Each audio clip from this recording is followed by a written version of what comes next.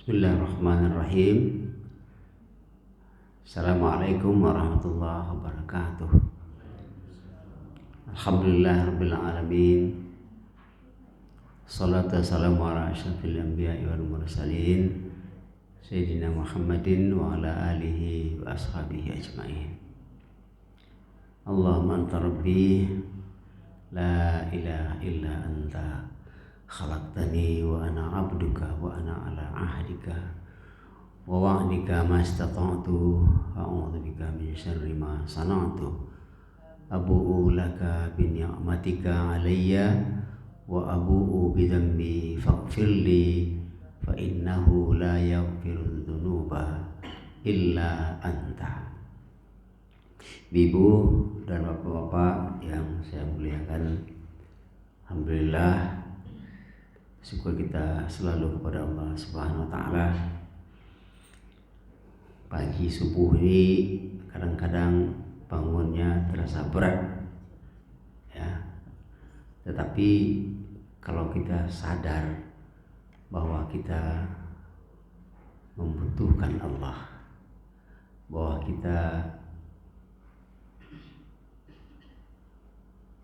menjadikan Allah sebagai tumpuan semua kehidupan kita, maka akhirnya kita bangun. Nah, setelah kita bangun, setelah kita berwudu dan segala macam, kemalasan tadi hilang. Kemalasan tadi hilang. Yang ada kemudian Allah muncul semangat. Nah, semangat sudah ada, maka kemudian terasalah bersyukur kita tadi sudah melawan kemalasan itu. Tidak kita ditangkap, kita diikat oleh kemalasan itu, ini syukurlah. Jadi banyak hal yang kita syukuri itu karena kita dikuatkan untuk melawan kemalasan. Karena seperti sering kita katakan bahwa selalu saja ada bisikan-bisikan untuk kita tidak bangun, tidak menyauti azan dan lain sebagainya. Alhamdulillah sekarang terasa senang hati bahwa kita sudah melewati rintangan itu. Jalan itu nampak terbentang luas kalau kita sudah turun ke jalan. Kita lihat jalan. Hidayah Allah itu akan datang kepada kita kalau kita sudah turun mencari hidayah Allah, melawan halangan, maka datanglah hidayah itu. Nah, di antara cara kita melawan halangan-halangan dan minta hidayah itu supaya diberi kepada kita, maka tadi ada doa yang dibacakan tadi, Allahumma arinal haqqa warzuqna ittiba'ah. Meminta kita kepada Allah, ya Allah, beritahulah kami, perlihatlah ke kami yang benar itu benar-benar benar. Ya. Jadi akhir-akhir ini kita kan, kalau kita tengok media sosial, banyak orang menjadi bingung. Ada pejabat hari ini dia mengatakan begini, seakan-akan sudah berpihak betul kepada rakyat, seakan-akan sudah berpihak betul. Besok berubah lagi, lain pelit ceritanya lagi. Besok begitu lagi, berubah terus. Dan banyak orang yang kita tahu dulu ini perbuatan salah, sekarang kok banyak orang melakukannya. Maka muncul keraguan, yang benar itu mana sebenarnya yang benar. Maka kita berdoa kepada Allah kita tidak dipengaruhi oleh orang banyak, oleh banyaknya orang melakukan sesuatu untuk menentukan mana yang benar, mana yang salah. Dalam Al-Quran dikatakan, kalau engkau ikut kebanyakan orang, sungguh mereka akan menyesatkan hidupmu. Karena orang kebanyakan itu adalah banyak orang menuruti hawa nafsunya. Ya, banyak orang wattaba hawahu. Orang-orang yang mengikut hawanya dan menjadikan hawa nafsunya sebagai Tuhan. Sebagai Tuhan artinya apa? Hawa nafsu itu adalah keinginan. Keinginan, bukan kebutuhan. Keinginan manusia itu tidak terbatas. Kebutuhan terbatas. Kebutuhan cepat terpenuhi. Tapi kalau keinginan sudah. Nah, banyak orang mengejar keinginan. Kerusakan timbul terhadap kita sendiri, masyarakat, apalagi negara yang besar ini, itu karena memperturutkan keinginan. Ini yang kerusakan yang banyak menghancurkan. Kita tengok sekarang, kebutuhan orang kan terbatas, kita pun terbatas misalnya. Tapi kalau keinginan mengejar. Akibatnya terjadilah kekacauan, terjadilah kerusuhan, malapetaka. Bumi kita ini, Indonesia ini, terutama Riau ini, dulu kan hutannya lebat, ikannya di sungainya banyak, ya, pokoknya sejuk. Dulu kalau kita jalan ke Pelalawan misalnya, arah ke Dumai, di pinggir jalan itu selalu ada orang menjual madu asli, menjual buah-buah hutan, nangka hutan, ya, labu segala macam, banyak di jalan. Sekarang habis semua. Itu karena keinginan. Wattaba'a hawahu, ya. Afara'aita man ittaba'a ilahahu hawahu. Tahukah kalian orang-orang yang menjadikan hawa nafsunya, keinginannya sebagai Tuhan? Tuhan di situ artinya itulah yang mempengaruhi jalan hidupnya, itulah yang dia ikuti. Itu Tuhan di situ. Ilaha di situ. Membuat dia kecenderungan di situ. Maka kita berdoa kepada Allah, ya Allah, perlihatkanlah, tunjukkanlah, beritahulah yang benar itu benar.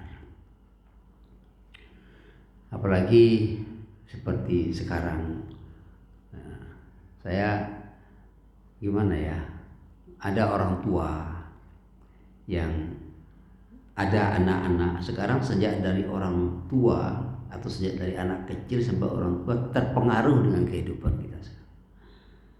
Karena mereka menengok TV, menengok media sosial, ya. Dulu kalau salah satu persyaratan jadi presiden misalnya di Indonesia ini umurnya 40. Sekarang karena ada anak si Anu diubah. Yang mengubah itu dia. Lembaga yang tidak berhak mengubah undang-undang itu dia ubah sendiri. Tapi dikuatkan, kemudian dilanggar menurut, ya, aturan undang-undang. Kalau seorang hakim menyidangkan suatu perkara dan yang berperkara itu adalah ada hubungan dengan dia, mungkin keluarganya, entah ponakannya, apalagi anaknya, ada hubungan, bukan hanya hubungan darah, bukan hanya hubungan perkawinan dunsana misalnya, hubungan kerja pun tidak boleh, ya. Jadi oleh sebab itu sekarang yang menjadi hakim itu adalah pamannya, yang memohon adalah ponakannya, jadi dikabulkan karena bertentangan dengan undang-undang. Tidak peduli, undang-undang diinjak, undang-undang atau aturan diinjak, itu sama dengan menginjak rakyat di suatu negara. Tapi itu terjadi.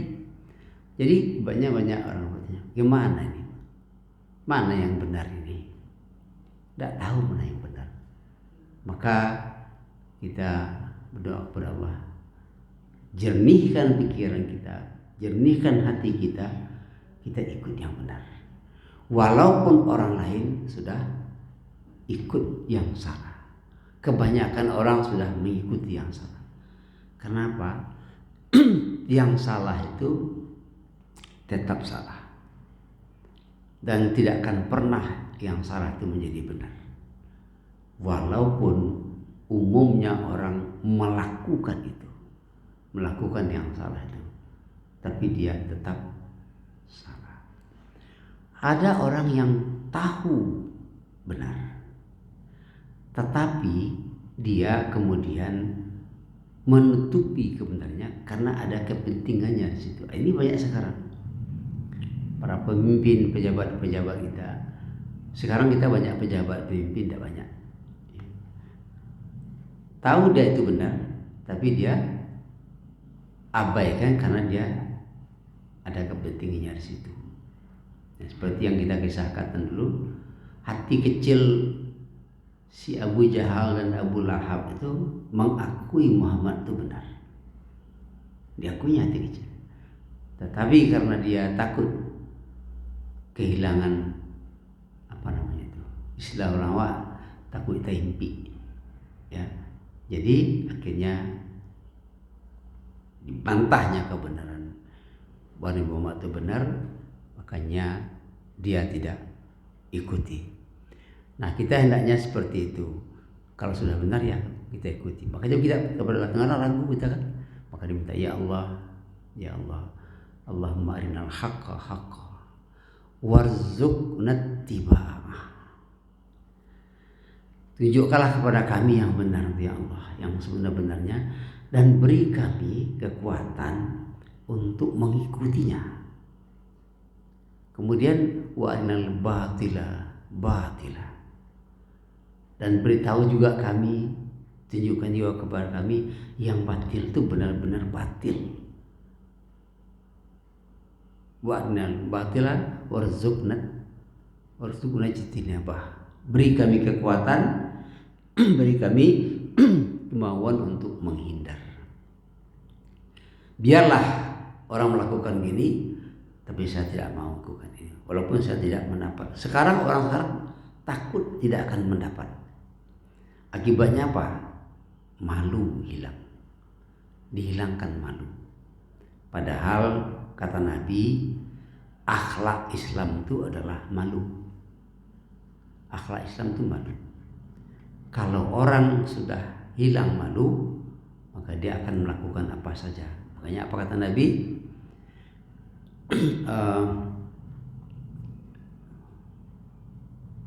Hadis Nabi, kalau kalian sudah tidak malu, fa illam tastahi fasna ma syi'ta. Kalau kalian tidak malu, lakukanlah apa saja. Sekarang itu yang dilakukan, tidak peduli karena malu sudah hilang. Padahal itulah akhlak Islam. Semua agama punya akhlak, kata Nabi. Akhlak Islam itu malu. Kalau malu sudah hilang, semua keburukan akan datang. Baliknya juga ingat, Allah kalau akan mempermalukan seseorang, Allah angkat malu dari diri orang itu. Ya. Tidak segan-segan lagi dia melakukan perbuatan yang dilarang. Tidak segan-segan dia mengabaikan perbuatan yang disuruh. Nah itu makanya selalu doa itu disampaikan. Ya, kalau kita tidak baca, tidak mampu, tidak hafal Arabnya, kita baca dengan apa? Ya Allah, sekarang kami berada dalam sebuah zaman, di sebuah masa, di sebuah negeri yang kebenaran itu dikabur-kaburkan sehingga menjadi ragu bahwa itu benar. Yang batil itu dikabur-kaburkan sehingga kami menjadi ragu mana yang batil, mana yang benar, tidak tahu lagi. Inilah makanya hati kita selalu dibersihkan. Yang sering-sering kita singgung, wahai zat yang membolak-balik hati, tetapkanlah hatimu berada dalam agamamu, dalam kebenaranmu. Kuatkan hatiku untuk terus istiqamah dalam kebenaranmu, walaupun orang sudah banyak melanggarkan kesalahan. Pernah saya katakan dulu, sebenarnya untuk mengukur yang benar itu apa? Mengukur kebenaran itu nilai, itu ajaran. Kalau di kita ada wahyu mengukur yang benar. Dalam hidup bermasyarakat dan bernegara ada undang-undang, ada aturan. Sekarang tidak. Sekarang yang benar itu ukurannya adalah kebiasaan. Apa yang biasa dilakukan orang itu menjadi benar. Nah, maka di kampung kita saya pernah mengusulkan dalam rapat bersama RT sama RW, kita perlu sekarang membuat aturan di kampung kita ini, kita buat bersama. Nah, dikata di RW 28 saya Lambunggu, misalnya sudah kita bentuk badan musyawarah. Ya, badan musyawarah itu diketuai oleh beliau Pak Maruni. Jadi bentuk aturan sendiri untuk melindungi masyarakat kita, supaya kita bisa berjalan dengan aturan yang ada. Ibu dan Bapak sekalian, sekarang kita kadang-kadang ragu, kadang-kadang takut.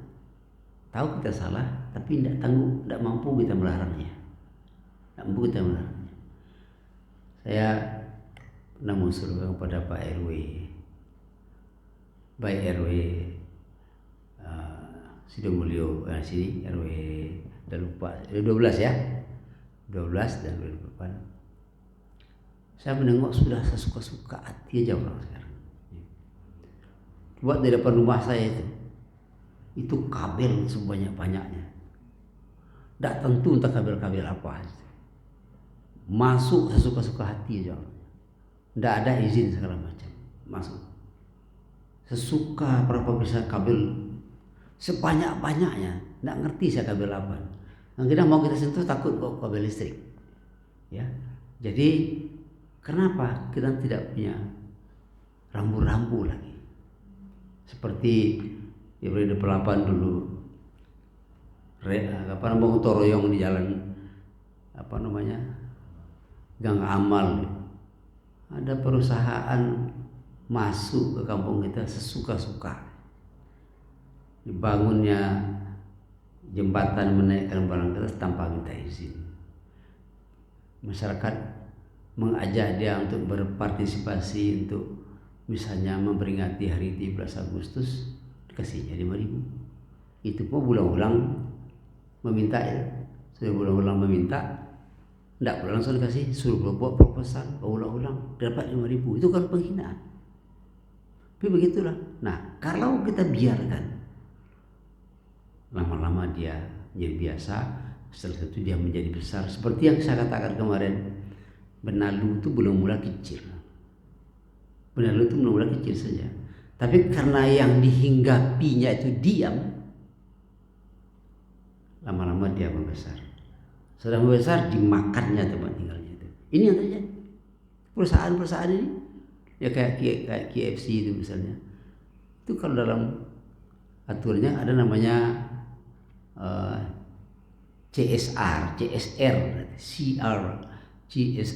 istilah orang. Karena itu bahasa Inggris, ya, Corporate Social Responsibility.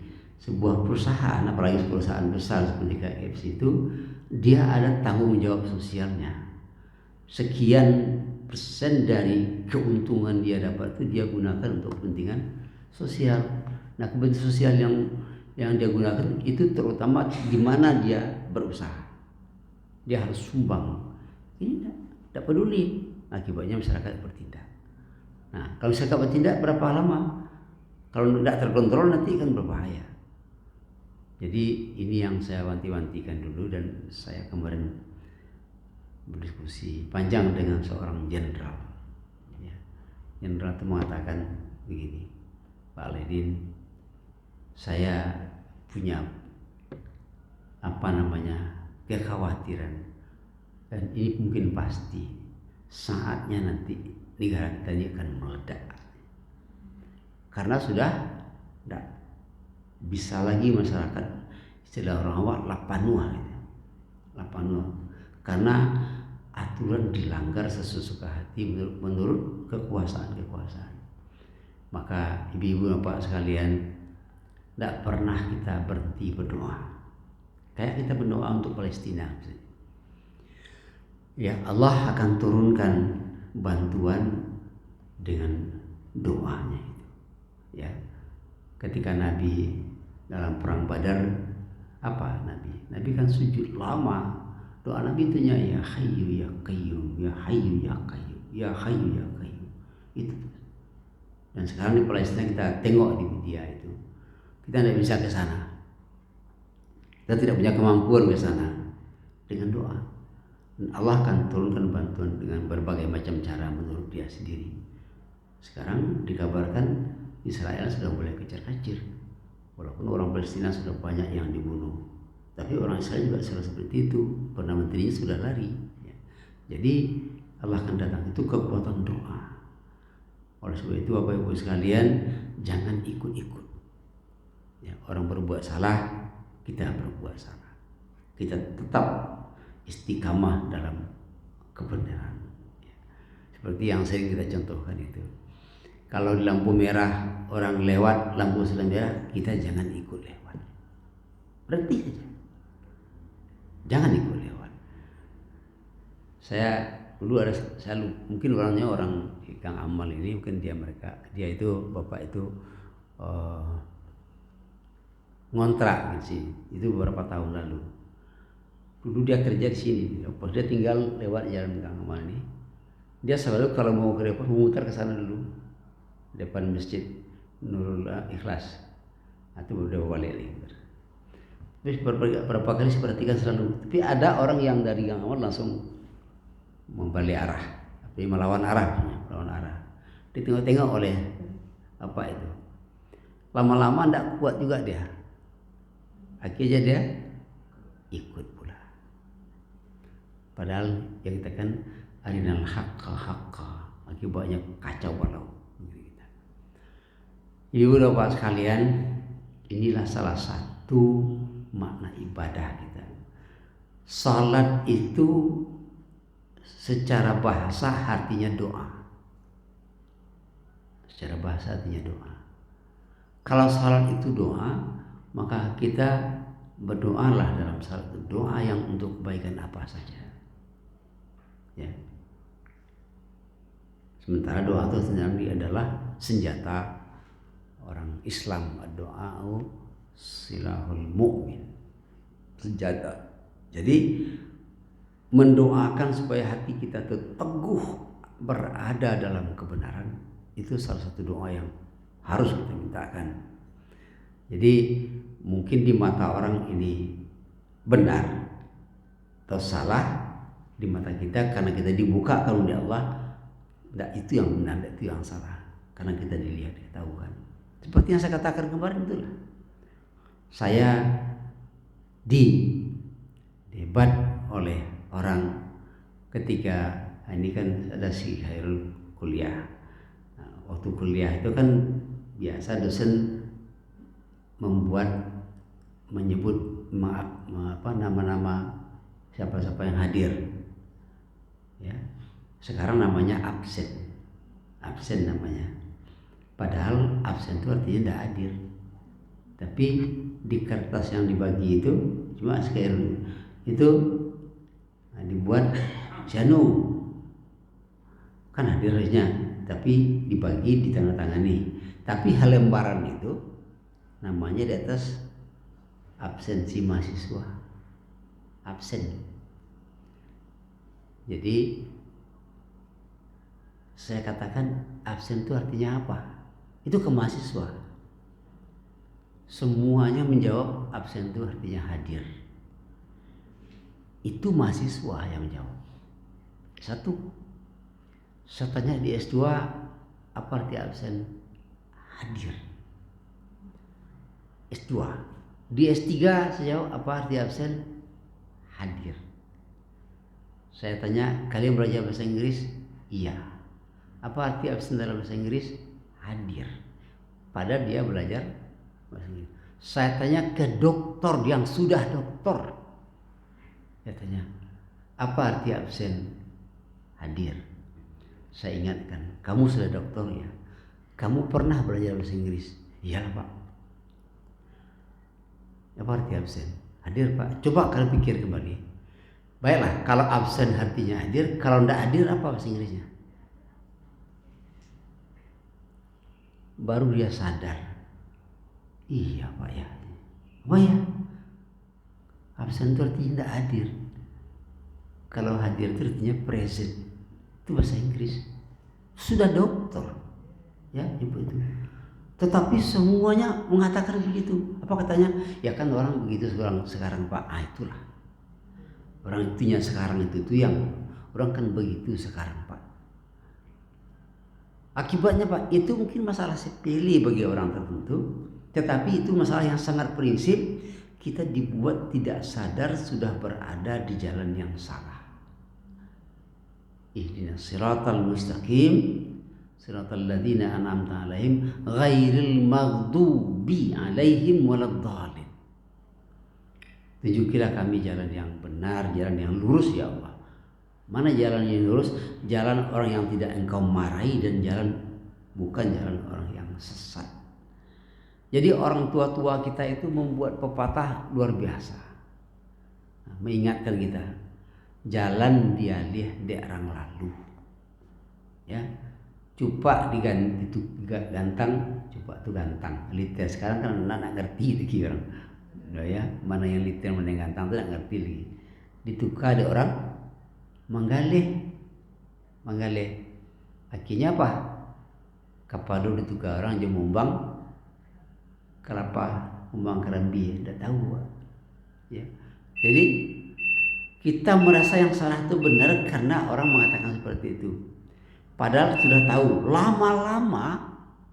Lama-lama terasa yang inilah yang benar, padahal salah. Akibatnya masuk. Itulah kata orang kampung dulu apa?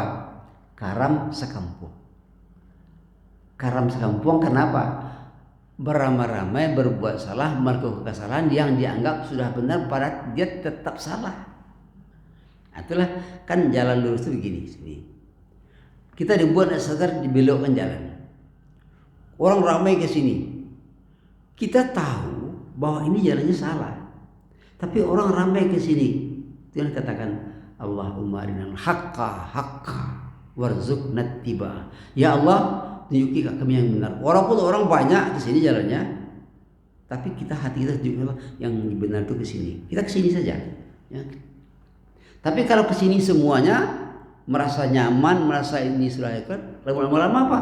Itu katakan orang tua, karam sekampung. Hanyi sanagari. Kenapa? Salah. Kita minta kepada Allah, ya Allah jangan aku ikut-ikutan kepada orang kebanyakan yang salah.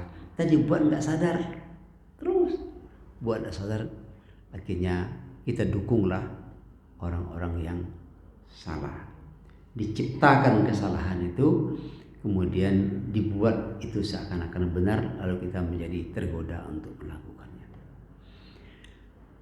Bapak Ibu sekalian, hendaknya ibadah kita, hendaknya iman kita membuahkan hasil untuk diri kita, tahu mana yang salah, mana yang benar. Sesudah itu dikuatkan hati untuk mengikuti yang benar dan meninggalkan yang salah.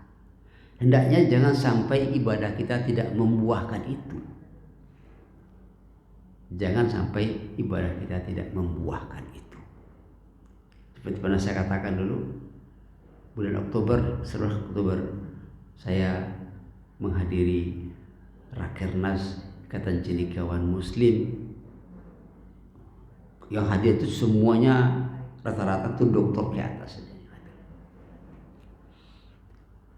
Diundang oleh salah seorang menteri makan malam di sebuah hotel mewah.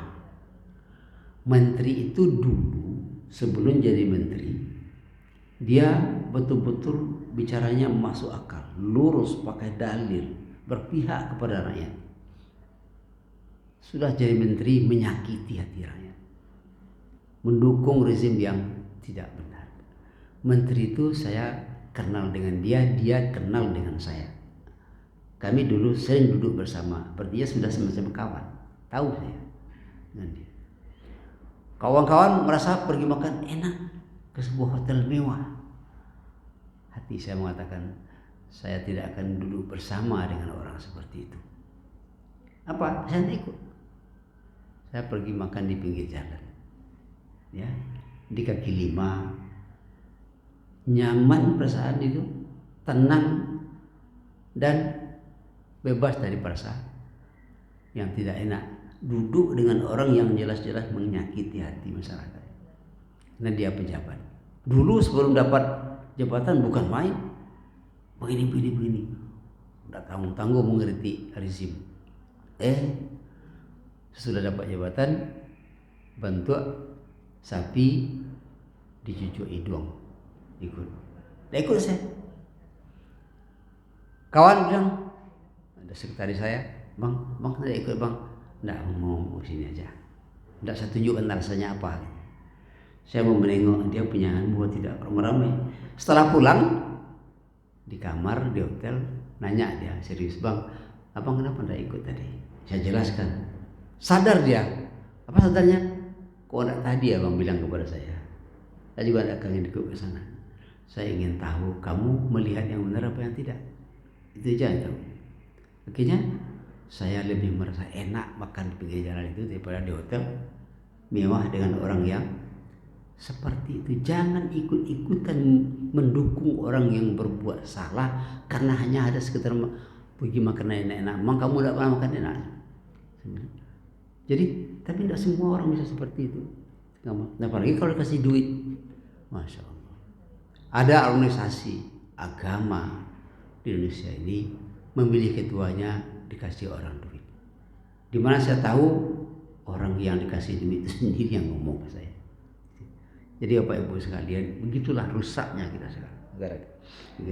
Makanya ya Allah beritahu kami yang benar itu benar, beri kami kekuatan untuk mengikuti walaupun orang mengabaikan. Beritahu kami yang salah itu mana yang salah, beri kami kekuatan untuk meninggalkan walaupun orang lain melakukannya. Jadi doa kita supaya mudah-mudahan kita tidak termasuk kepada orang yang ikut-ikutan membenarkan yang salah dan menyalahkan yang benar. Walaupun banyak orang yang seperti itu sekarang. Baiklah Bapak Ibu sekalian,